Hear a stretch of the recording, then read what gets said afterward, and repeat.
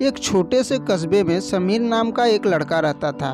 बचपन में ही पिता की मृत्यु हो जाने के कारण परिवार का आर्थिक स्थिति बड़ी दयनीय थी।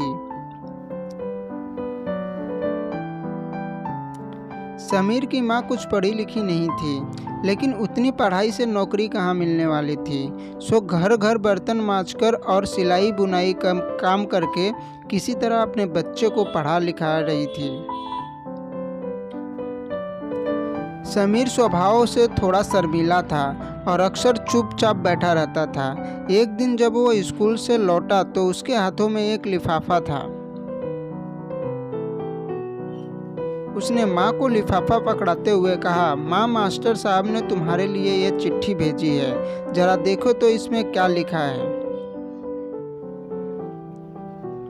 माँ ने मन ही मन चिट्ठी पढ़ी और मुस्कुराकर बोली, बेटा, इसमें लिखा है कि आपका बेटा काफ़ी होशियार है। इस स्कूल के बाकी बच्चों की तुलना में इसका दिमाग बहुत तेज है और हमारे पास इसे पढ़ाने लायक शिक्षक नहीं है, इसलिए कल से आप इसे किसी और स्कूल में भेजें। यह बात सुनकर समीर को स्कूल न जा सकने का दुख तो हुआ, पर साथ ही उसका मन आत्मविश्वास से भर गया कि वो कुछ खास है और उसकी बुद्धि तीव्र है। माँ ने उसका दाखिला एक अन्य स्कूल में करा दिया। समय बीतने लगा। समीर ने खूब मेहनत से पढ़ाई की। आगे चलकर उसने सिविल सर्विसेज परीक्षा भी पास कर दी और IAS ऑफिसर बन गया। समीर की मां अब बूढ़ी हो चुकी थी और कई दिनों में बीमार भी चल रही थी और एक दिन अचानक उनकी मृत्यु हो गई। समीर के लिए यह बहुत बड़ा आघात था। वह बिलख बिलख कर रो पड़ा। उसे समझ नहीं आ रहा था कि अपनी मां के बिना वो कैसे जिएगा।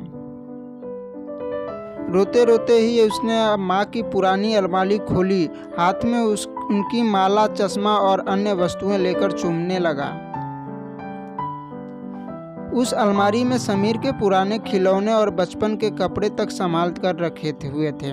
समीर एक एक करके सारी चीज़ें निकालने लगा और तभी उसकी नज़र एक पुरानी चिट्ठी पर पड़ी। दरअसल ये वही चिट्ठी थी जो मास्टर साहब ने 18 साल पहले दी थी। नम आंखों से समीर उसे पढ़ने लगा। आदरणीय अभिभावक, आपको बताते हुए हमें अफसोस हो रहा है कि आपका बेटा समीर पढ़ाई में बेहद कमज़ोर है और खेल कूद में भी भाग नहीं लेता है। जान पड़ता है कि उसकी उम्र के हिसाब से समीर की बुद्धि विकसित नहीं हो पाई है, अतः हम इसे अपने विद्यालय में नहीं पढ़ाने में असमर्थ हैं। आपसे निवेदन है कि समीर का दाखिला किसी मंदबुद्धि विद्यालय में कराएं अथवा खुद घर पर बैठकर पढ़ाएं। समीर जानता था कि भले अब उसकी माँ इस दुनिया में नहीं है, पर वह जहाँ भी रहे उसकी ममता आशीर्वाद सदा बना रहेगी। भगवान सभी जगह नहीं हो सकते, इसलिए उसने माँ बनाई।